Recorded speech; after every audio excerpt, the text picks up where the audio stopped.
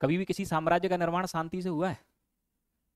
साम्राज्य तो तलवार की दम पे ही बनते हैं और तलवार की दम पे ही अपने कब्जे में रखे जाते हैं। तो सत्य तो यही है। तो सबसे पहले तो दिमाग से ये निकाल दें कि गांधी ने भारत को आज़ाद कराया है। ये तो हमने इतिहास लिखा है ऐसा, इसलिए उसे हम ऐसा पढ़ते हैं। ठीक है। इस स्वतंत्र भारत में गड़बड़ी फैलाने के दो बहुत बड़े आपके लोग थे। ठीक। अब नेक्स्ट आगे समझते हैं। अब दोनों का नाम हम लेंगे नहीं तो डिस्प्यूट का विषय बन जाएगा आपके।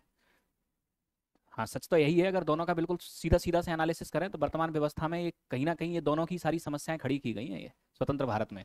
अब नेक्स्ट समझना, गांधी जी की हम बात करें तो पहली चीज तो याद रखना कि भारत को अगर हम आजाद करने की आपके बात करें तो गांधी जी के बस का तो नहीं था। गांधी जैसे 3 आ जाते ना तब भी भारत आजाद नहीं होता। भारत आजाद आपके अब हुआ कैसे?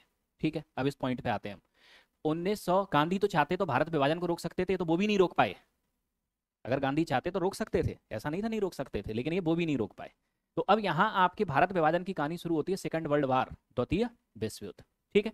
द्वितीय विश्व युद्ध में आपके होता क्या है कि 1945 में ये आपके विश्व युद्ध होता है आपके समाप्त। इस सेकंड वर्ल्ड वार में आपके ठीक ब्रिटेन जीत जरूर गया था, लेकिन अंदर से इतना टूट गया था कि इसके पास अब इतनी ताकत नहीं बची थी कि किसी भी देश को अपने कंट्रोल में रख सके। पहला रीजन तो ये। अब इसके बाद में दूसरा ये आते हैं कि जब सेकेंड वर्ल्ड वार आपके समाप्त हुआ तो आपके गठन होता है यूएनओ का, यूनाइटेड नेशन ऑर्गेनाइजेशन, संयुक्त राष्ट्र संघ। संयुक्त राष्ट्र संघ का आपके जो उद्देश्य था वो था संपूर्ण विश्व में शांति, स्थिरता और विकास को आपके क्या देना, बढ़ावा देना। ये था यूएनओ का उद्देश्य। ठीक है। इसके लिए यूएनओ चाहता था कि भविष्य में कोई युद्ध ना हो पूरे विश्व में। ठीक। और फिर यूएनओ ने आपके ये कहा कि विश्व में आपके जो फर्स्ट वर्ल्ड वार हुआ या सेकंड वर्ल्ड वार हुआ, ये जो युद्ध है ये साम्राज्यवाद और उपनिवेशवाद की जो प्रक्रिया है, इंपीरियलिज्म एंड कॉलोनियलिज्म, इस प्रक्रिया का परिणाम था ये फर्स्ट वर्ल्ड वार और सेकंड वर्ल्ड वार। ठीक है। क्योंकि सारे देश अपने अपने साम्राज्य के विस्तार में लगे थे, नए नए उपनिवेश अपने बना रहे थे, इस चक्कर में आपके ये देश एक दूसरे के सामने आ गए। तो यूएनओ का जो आपके सबसे पहला रूल था वो ये था कि जितने भी यूएनओ के मेंबर कंट्री होंगे ये साम्राज्यवाद और उपनिवेशवाद की प्रक्रिया को हमेशा के लिए समाप्त कर देंगे। ठीक। यानी कि यूएनओ का मेंबर कंट्री अब अपने साम्राज्य का विस्तार नहीं करेगा। ठीक। और इनके जितने भी उपनिवेश हैं उन्हें ये सिस्टमेटिक रूप से क्या करेंगे, स्वतंत्र करेंगे।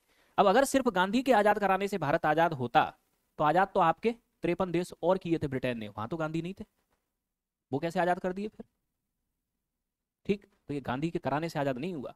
ब्रिटेन था यूएनओ का फाउंडर कंट्री, ये फाउंडर मेंबर था। फाउंडर मेंबर था तो इसकी रेस्पॉन्सिबिलिटी थी कि यूएनओ का जो रूल है उसे ये क्या करे, माने। ठीक है। तो अब यहां आपके यूएनओ को रूल को आपके मानने के लिए आपके ठीक ब्रिटेन के पीएम आपके एटली, इन्होंने घोषणा की ये सिस्टमेटिक रूप से धीरे धीरे अपने सारे उपनिवेशों को क्या करेंगे, स्वतंत्र कर देंगे। और ब्रिटेन का ये उपनिवेश था क्या, इंडिया। ठीक। अब यहां आपके 20 फरवरी 1947 को घोषणा की गई ना भारत को आजाद करने की, लेकिन इस घोषणा में कहीं डेट नहीं लिखी थी कि भारत को आजाद करेंगे कब। डेट ये लिखी थी कि हम जून 1948 से पहले भारत को आजाद कर देंगे। ठीक है। अब यहां अगर हम भारत को आजाद करने की अगर हम बात करें तो भारत को आजाद करने का मतलब क्या था? भारत को आजाद करने का जो मतलब था सिर्फ ये नहीं था आपके कि इंडिया और पाकिस्तान को आजाद कर दिया जाए। ब्रिटिश क्राउन का जो क्षेत्र भारत में था, यानी एक तरीके से ईस्ट इंडिया कंपनी ने भारत के अंदर जो भाग जीता था उसको ही इन्होंने 2 हिस्सों में डिवाइड कर दिया, भारत और पाकिस्तान। समस्या सिर्फ यहीं तक नहीं थी, समस्या अब ये है जब अंग्रेज यहां से जाएंगे तो ये भी तो स्वतंत्र होंगे। और ये एक आध नहीं थे, ये थे उस समय लगभग 600 रियासतें, 592 आती, 600 के समथिंग समझ लें। अब क्वेश्चन ये कि अंग्रेज गए तो इनका क्या होगा, ये कहां जाएंगे? ठीक। अब अगर इन्होंने स्वतंत्र देश बना दिए, इन रियासतों ने स्वतंत्र देश बना दिए, तो अब यहां आपकी समस्या क्या होगी कि जैसे ही हम दिल्ली से आपके आए आगरा तक तो ईस्ट इंडिया कंपनी का शासन, ग्वालियर में सिंधिया का शासन, मतलब ग्वालियर एक अलग देश हो गया। तो ग्वालियर में आने के लिए पासपोर्ट वीजा लेना पड़ेगा, तो हम हर बार आपको यहाँ पढ़ाने आएंगे तो हर बार अलग पास वीजा लेके आना पड़ता। ठीक। फिर अब आपके और आगे चले तो झांसी में अलग शासन। ठीक। तो यहाँ क्या होता, ना तो ट्रेन बेचती ना आपकी बसें चलती, कुछ नहीं हो पाता ना इस व्यवस्था में, क्योंकि सिस्टम कुछ इस प्रकार का आपके फैला हुआ था कि आपके एक जगह ईस्ट इंडिया कंपनी का शासन, दूसरी जगह राजा का शासन, तो ये तो 2 देश बन गए ना सीधे सीधे। ठीक। तो अब यहां समस्या ये थी कि भारत को हम आजाद तो कर दें, लेकिन पहले इनका तो निर्धारण करो कि ये कहां जाएंगे, क्योंकि जब तक इनका निर्धारण नहीं होगा तब तक आपके भारत पाकिस्तान अपने मूल स्वरूप को प्राप्त नहीं कर पाएंगे। ठीक। तो अब यहां इस समस्या का आपके समाधान करने आपके भेजा गया आपके किसको, लॉर्ड माउंटबेटन। ठीक है।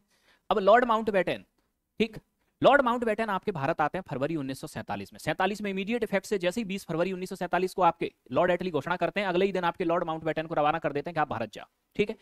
अब लॉर्ड माउंटबेटन को स्पेशली आपके जो भारत भेजा गया था, इनको उद्देश्य क्या था इनको भारत भेजने का? इनको लॉर्ड माउंटबेटन को भारत भेजने का जो उद्देश्य था वो ये था कि शांतिपूर्ण तरीके से हमें भारत को छोड़ना है और किसी भी स्थिति में भारत का विभाजन नहीं होने देना है। इस उद्देश्य से आए थे लॉर्ड माउंटबेटन इंडिया।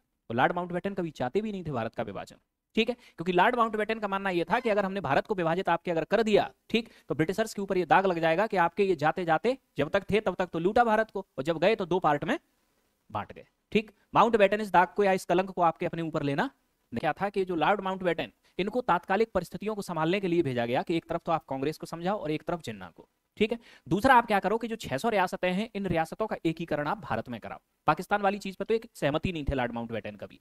अब यहाँ लॉर्ड माउंटबेटन को भेजने के पीछे रीजन आपके ये था कि लॉर्ड माउंटबेटन ये ब्रिटिश रॉयल फैमिली के एक मेंबर थे, ब्रिटिश राजघराने के, ठीक है। अब यहाँ के कांग्रेस में तो खैर कोई नहीं चाहता था कि भारत का विभाजन हो।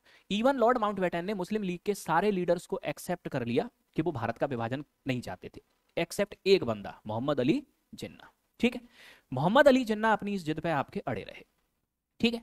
अब मोहम्मद अली जिन्ना आपकी इस जिद पे आपके अड़े रहे, ठीक, तो अब आपके जब कोई समीकरण नहीं बैठा, कोई समीकरण आपके नहीं बैठा, भारत में इधर डायरेक्ट एक्शन डे की शुरुआत हो चुकी थी, प्रत्यक्ष कार्रवाई दिवस, दंगे शुरू आपके हो चुके थे, ठीक है। अब यहाँ आपके इवन गांधी जी भी सपोर्ट में नहीं थे। गांधी जी का तो स्टेटमेंट था आपके, खैर गांधी जी इतने बड़े वाले डिप्लोमेट थे, इन्होंने स्टेटमेंट कभी जिंदगी में पूरा नहीं किया अपना, ठीक। जैसे कि अब आपके बड़े वाले स्टेटमेंट कैसे, जब जब गांधी फैमिली के आगे कोई पर्सनैलिटी आगे बढ़ना शुरू हुई ना, वो या तो मर गई या गायब हो गई। जैसे कि सबसे पहले शुरुआत करते हैं भगत सिंह से, ठीक। जब भगत सिंह आपके सैंडर्स की हत्या और लेजिस्लेटिव बम कांड में आपके जब जेल के अंदर थे, तो भगत सिंह की पब्लिसिटी इंटरनेशनल लेवल और देश के अंदर यूथ के अंदर गांधी जी से ज्यादा थी। गांधी को डर लगा कि गद्दी ना खिसक जाए, ठीक। 5 मार्च 1931 को गांधी इरविन पैक्ट हुआ था, ठीक, एक प्रोविजन होता है पार्डन का, ठीक। 5 मार्च 1931 को गांधी जी आपके गए थे लॉर्ड इरविन से मिलने।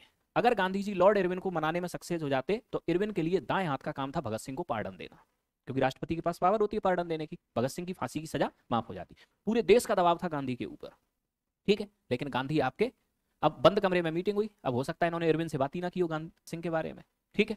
यह हुआ, हालांकि गांधी जी का बहुत विरोध भी हुआ इस बात के लिए, ठीक, कि गांधी चाहते तो भगत सिंह की फांसी की सजा को माफ करा सकते थे, क्योंकि ऐसी कोई बहुत बड़ी सजा थी नहीं है, ठीक है, क्योंकि ये तो एक क्रांतिकारी गतिविधि थी। लेकिन अगर भगत सिंह बाहर आ जाते तो पब्लिसिटी गांधी से ज्यादा होती, पहली चीज। अब और देखते हैं, 1938 में भगत सिंह को मरवाया सबसे पहले तो इन्होंने। 1938 में कांग्रेस का हरिपुरा अधिवेशन हुआ, इसमें आपके अध्यक्ष बनते हैं सुभाष चंद्र बोस। 1939 में फिर कांग्रेस का आपके अधिवेशन हुआ। अब इसमें आपके क्या होता है कि गांधी जी आपके अपना एक उम्मीदवार उतारते हैं, पट्टाभी सीतारमैया, और दूसरी तरफ आपके खड़े होते हैं फिर सुभाष चंद्र बोस। सुभाष चंद्र बोस पट्टाभी सीतारमैया को हरा देते हैं।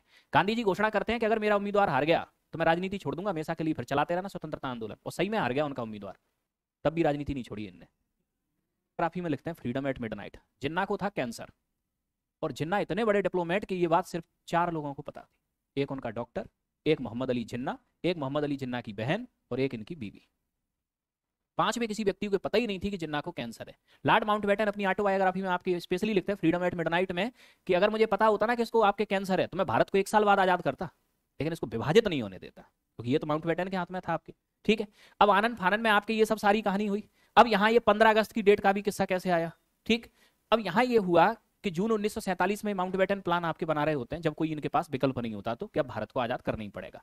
तो पत्रकारों को तो आप जानते ही हो, इन्होंने एक प्रेस कॉन्फ्रेंस बुलाई कि हम इस निर्णय पर पहुंच चुके हैं कि अब हम भारत पाकिस्तान को क्या करेंगे, विभाजित करके इसको आजाद कर देंगे। अब पत्रकार इनके पीछे पड़ गए, बोलते हैं कर दोगे लेकिन डेट बताओ, अभी बताओ डेट। इसी समय आनंद में आपके इन्होंने फिर डेट डिक्लेयर कर दी 15 अगस्त, ठीक। स्वतंत्रता अधिनियम आपके पारित हो गया ये कि 15 अगस्त की डेट गड़बड़ है, अगर इस दिन डेट आपके भारत आजाद हुआ तो ये देश हमेशा आपके हिंसा, बेरोजगारी, गरीबी, इंटरनल सिक्योरिटी, ठीक, इन सब समस्याओं से परेशान रहेगा। और सच में वो समस्याएं सब आज भी हैं, जिस पंडित ने भी ये कहा। इसीलिए भारत को आधी रात को आजाद किया गया था, ठीक। 15 अगस्त को सुबह नहीं हुआ था, ये 14 अगस्त रात को 12 बजे भारत को आजाद किया गया था, ठीक। तो ये आपकी सिचुएशन थी। तो 15 अगस्त 1947 की डेट के 3 लॉजिक थे। 15 अगस्त लॉर्ड माउंटबेटन का बर्थडे होता है, पहला लॉजिक। 15 अगस्त 1945 को जापान ने जब सरेंडर किया था तो लॉर्ड माउंटबेटन के सामने सरेंडर किया था, दूसरा लॉजिक। तीसरा लॉजिक 15 अगस्त का इसलिए लगाया कि अगर ये डेट भी 15 अगस्त को भारत आजाद कर दिया तो इतिहास में लॉर्ड माउंटबेटन अमर हो जाएंगे 15 अगस्त की डेट के लिए। तो 3 लॉजिक आपके थे 15 अगस्त 1947 को, ठीक।